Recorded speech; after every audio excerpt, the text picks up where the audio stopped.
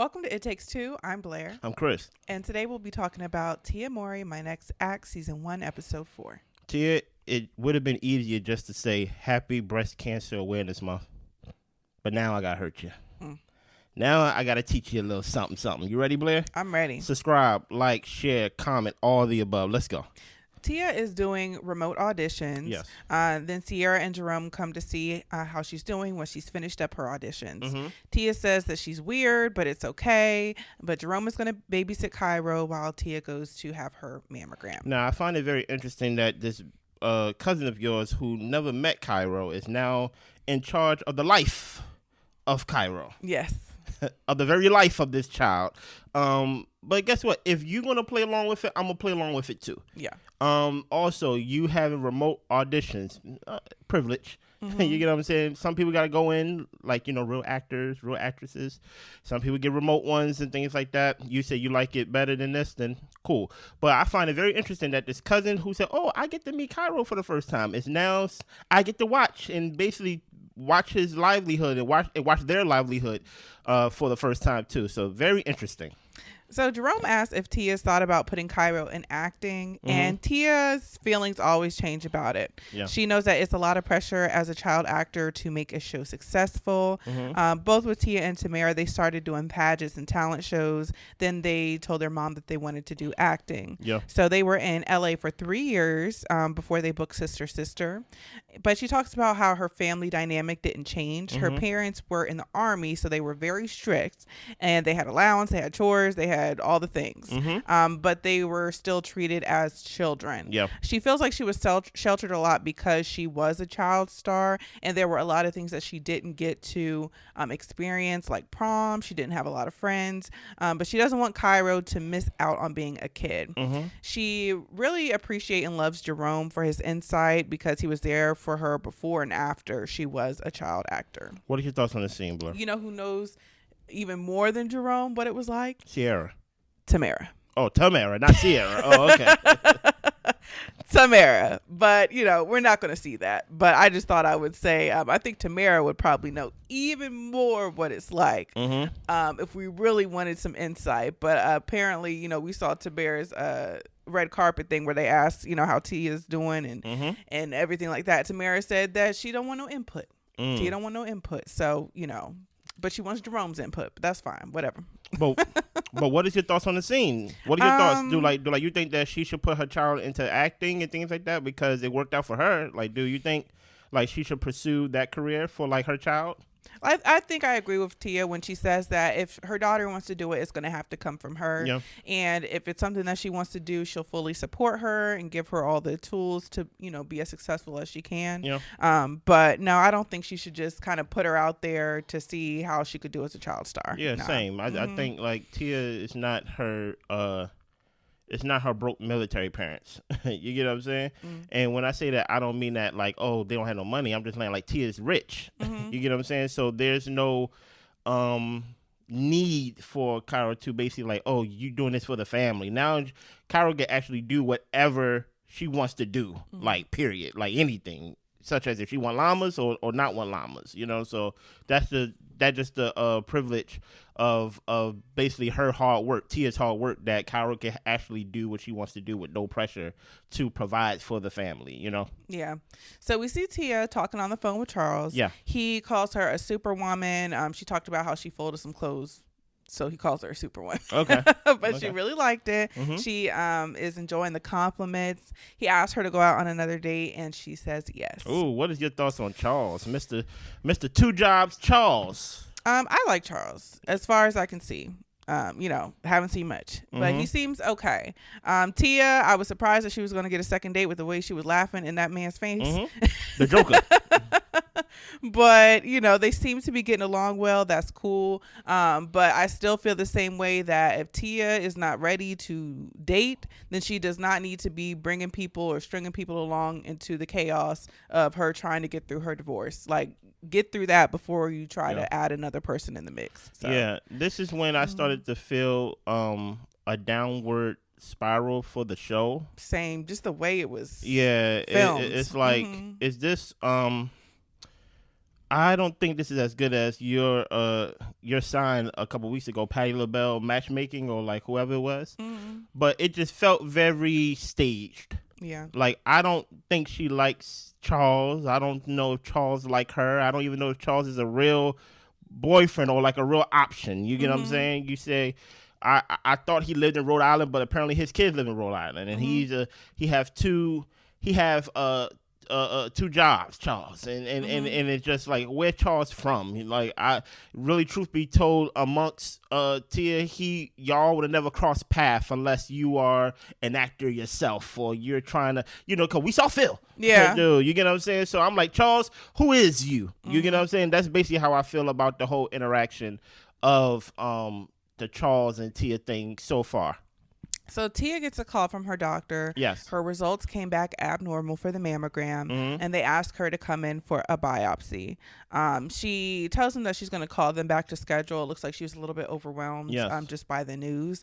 So she feels like right when she's working on her mental health, here comes a health situation. She's scared. Her grandmother passed away of cancer probably 5 years ago. Her aunt passed away just a year ago. Yeah. And she's really scared for her kids. But she has to put all that aside and continue being a mother. Yes. Keep going. So Tia, we see her reading all these breast cancer statistics, and she's kind of spiraling and telling Sierra everything that she's finding. And Sierra tells her not to self-diagnose and not to look up the stats, that they just need to get her to that biopsy appointment so they can find out what's really going on. Let's start right here. While I'm watching this with my wife, I turned to her like this, and I said, "Is this breast cancer awareness month?" And Ray was like, "Yes," and I was like, because now I'm starting to feel like, Tia Mowry, my next act is, how many episodes are you going to give us acting of scenes? How many scenarios you go play out? And now everything I'm about to say is on this side of the table, just so like y'all know. Just so y'all know. For you to basically propaganda breast cancer for an episode to bring awareness to breast cancer, that's why I said it would have just been easier just for you to say, shout out to everybody who survived breast cancer, anybody who lost anybody to breast cancer, my thoughts are with you this month. But to act like, and I don't want to say act like, but to be like, when your doctor's on the phone, hey, some abnormalities came back from the test. We want to do like a biopsy just to make sure everything is good. And for you to actually look like you're about to have a total breakdown. And then the next scene is you reading WebMD of stats. I'm like, first of all, why didn't you just schedule the biopsy? Why didn't you go in that day? You get what I'm saying? And I don't have breasts. Well, I have breasts, but I don't have breasts or put like, I'm not supposed to, right? But from what I've been told from women is that sometimes when you do go through for that test, some abnormalities will come back in the test, and they have to do another test with the biopsy just to make sure everything is clear and so forth. So to see her about to break down, it did kind of make me go, Tia, are you putting a little 20 on 10? And this is before we even get more into the episode. What is your thoughts so far seeing her sitting on the edge of the bed reading stats to the camera, as if it is a PSA announcement? Or a PSA. I think I've come to accept that this is a very curated show. That it's not as raw and real as the titles above the little picture that they put out for the promo. Help me. It's not as raw and real as I hoped it would be. This is very curated, and yes, Tia is sharing her emotions, but it's in a very boxed, formatted way. It doesn't feel like reality. No. And just, I mean, look, getting news like that is devastating. It is. Having to go in for a biopsy, having to wait for an appointment, wait for biopsy results, that is terrifying. Yes, it is. So I'm not going to downplay any of Tia's emotions surrounding it. But it did just feel a little bit like, Tia, why aren't you scheduling the visit? Tia, like, you know what I'm saying? Like, if we're really trying to get to the point of, okay, we're going to our mammograms. All right, we got this news. We need to get the biopsy results. Like, and kind of like focusing and honing in on that versus Tia spiraling. But I think that is something that I mean, it's part of the show. Tia shares that she has anxiety and this is where her mind goes. Yeah, that's fair. So maybe this is part of her reality in that she's just going to respond this way, which is scary. So I don't fault her responding this way. But it just felt very curated. That's all I can say. Okay, yeah. Let's keep going. So Natasha and Alina meet up with Tia and Sierra. Shout out. She tells them that there was an abnormal spot on her mammogram. And with her personality, she always goes worst case scenario. Yeah. But her friend Alina actually went through this and is a breast cancer survivor. Shout out to you. And tries to tell her not to stress about it. Just, go through each step that you have to go through, stay in the moment, and figure out what it is that you need to do. And then Tia shares that she is going on a second date with Charles. Oh, yeah, by the way, I'm just going to put that breast thing to the side for a second. Let's just let you know, hey, Charles, I'm going out with you. One thing I want to say that you said, Blair, she said that right here that her personality, when it comes to her personality, always goes to worst case scenario. So if she have this test, we go play along with you this episode here, right? And we see how you spiral, right? Is it fair for me? Let me know in the comments. Is it fair for me, Blair? Is it fair for me to basically equate how you reacted to this potentially? Is that a parallel to how you react to almost everything? Is that potentially a parallel to how you acted in your marriage? Maybe the things that was in your marriage wasn't worst case scenario. But your head went to worst case scenario. And then everybody else surrounding you, and when I say everybody, I mean your young people, Sierra, things of that nature, telling you, hey, you know what, girl, you need to live your life. You need to seek your happiness. So my thing is, if I'm going to play this game with you with this next act, and you haven't told us why you got this, you have this divorce and things like that, but you keep talking about it's the year of me. I'm gonna do me and me and me. You know what I mean? Me, myself, and I. Maybe you have the tendency to overreact, and maybe your marriage ended because of an overreaction on your part. Because you're reading the stats of divorce, you're reading the stats of people who's unhappy in marriage, you're reading the stats of, or basically seeing the memes and seeing the posts of people who will basically like, you know what, this is the year of me, and I'm gonna do me, and I'm happier than I ever been. And now that you're actually divorced, you're like, I'm lonely. And now I don't know what to do.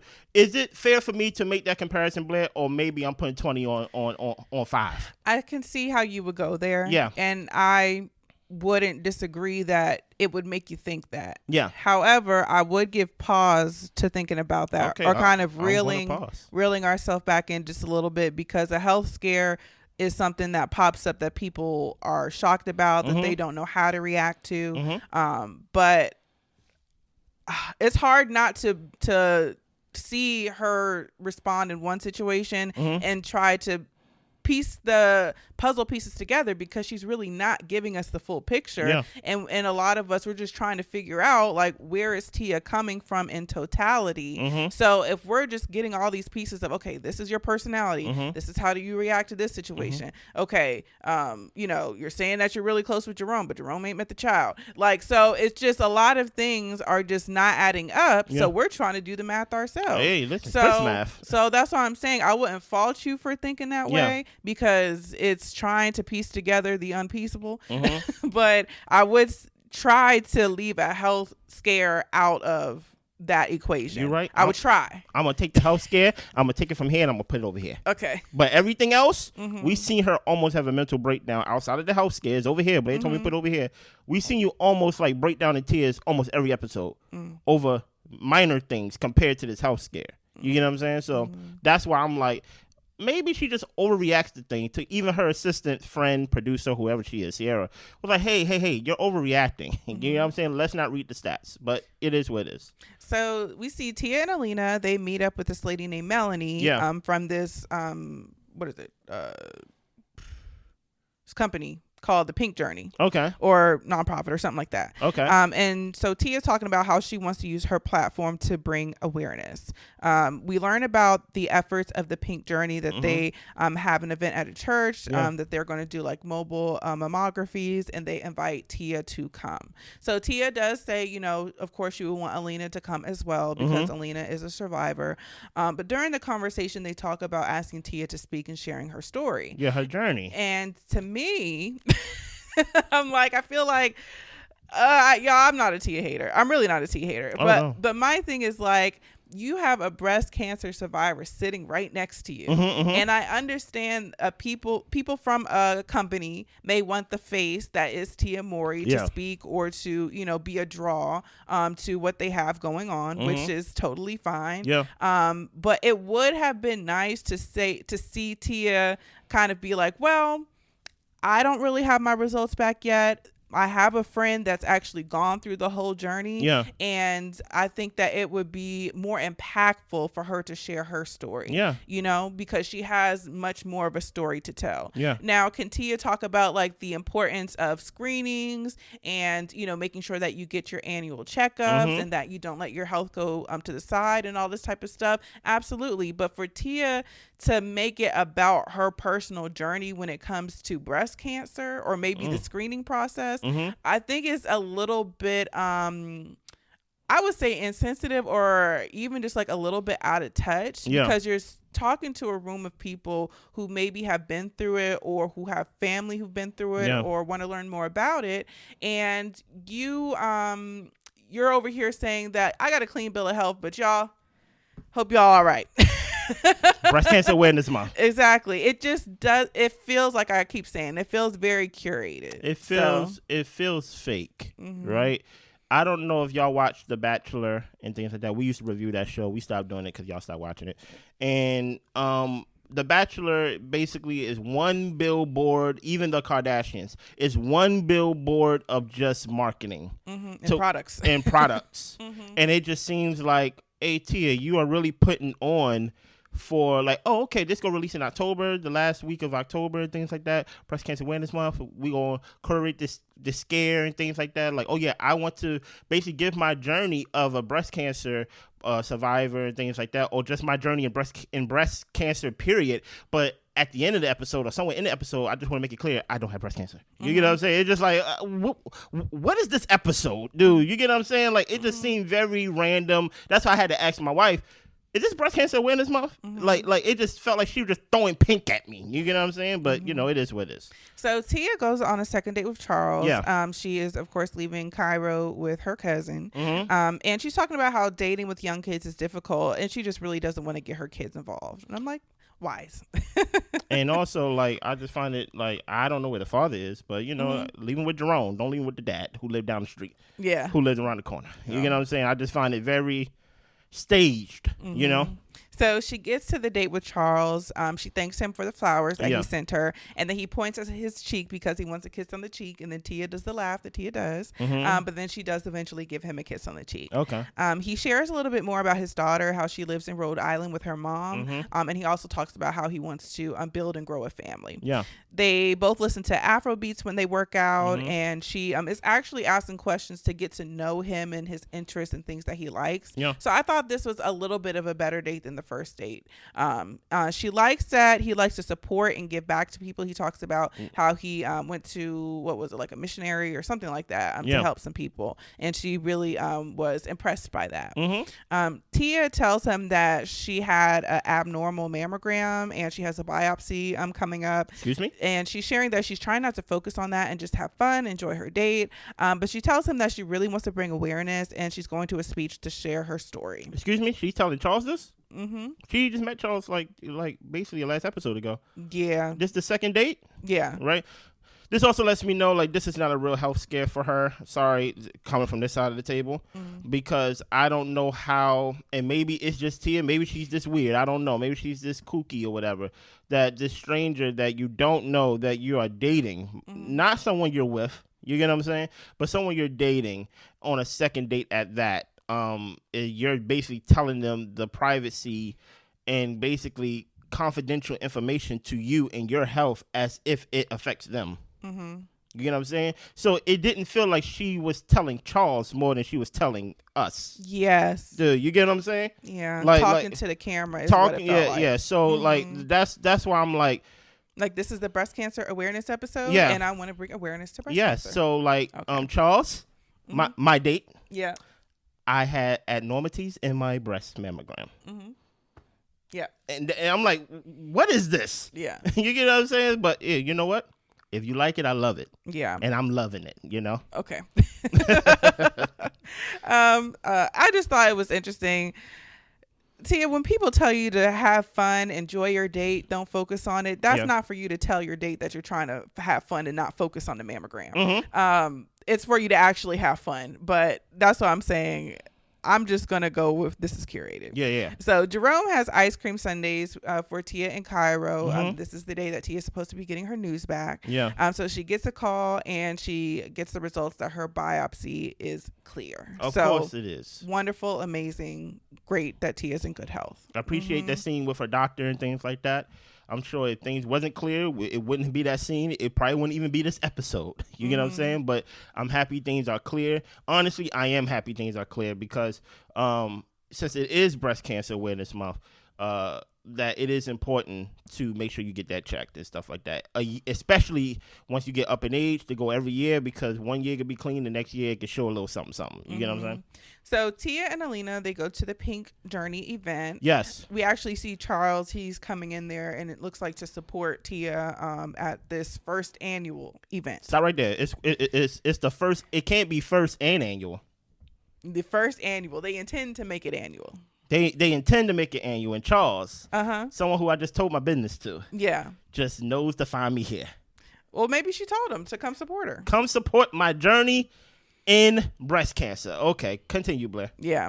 So we see that Tia and Alina and Sierra, they are stuck in an elevator, and then the fire department has to come to try to get them off. What are your thoughts on the episode, on the scene, all the above? I kind of want to speak to the event. Go ahead. It did throw me when they talked about this being the first annual event. It just kind of felt like, is this another thing that's for the show? It is. It won't be one next year. Is this just another thing for the show? And then also for Tia, I don't want to say okay, I do want to say it. Say it, Blair. I feel like she's kind of making a mockery. If you're gonna touch it, touch it. Out of the journey of breast cancer survivors and people who have been diagnosed with breast cancer, just by the simple fact of her saying, I want to share my journey. I want to share my journey. Yeah. Tia, I'm glad you went to the doctor. Me too. And you got a clean bill of health. That is really great. But if we're talking about breast cancer awareness and survivors and things that they've been through, I think that, like I said before, Tia should allow those people who actually have a journey to share that on this platform and kind of taking a step back. And and like I keep saying, share that it's important to get screenings and all this type of stuff. But for her to be the main focus of this story, and just to kind of see her spiraling out, it lacked it just lacked a lot of sensitivity, it felt like. So as if she was playing someone who may have breast cancer, like basically this is how I think somebody would act if they had a scare or something like that. Maybe so, but I'm not going to totally debunk her feelings. You know what I'm saying? I'm not going to say she's totally acting in her feelings, because it's scary to get those results. It is. That's not something that I'm just trying to downplay her feelings about it. But I just felt like, I don't know if this was the way. It didn't feel authentic is all. I want to show you something, Tia, for your Pink Journey first annual event. This is called a pink slip. Right. And no, this is not a breast cancer awareness month.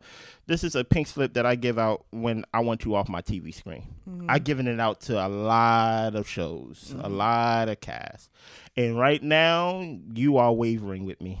The same way as I'm waving this and I'm about to throw this thing over the cliff, you have one more episode like this. One more. Right. And I feel like next episode is just going to be a continuation of this episode. And I feel like I'm going to be able to throw this at the camera. To basically, to Blair's point, to basically make it like a propaganda episode, also like a PSA. Maybe, hopefully, it serves more good than like leaving us like kind of like questioning things. But it does feel like your next act is an act. You get what I'm saying? Like I will say, the same way as you were sitting outside with that tripod and that camera and you was doing your scene for your next acting gig, I feel like we are all part of your audition right here.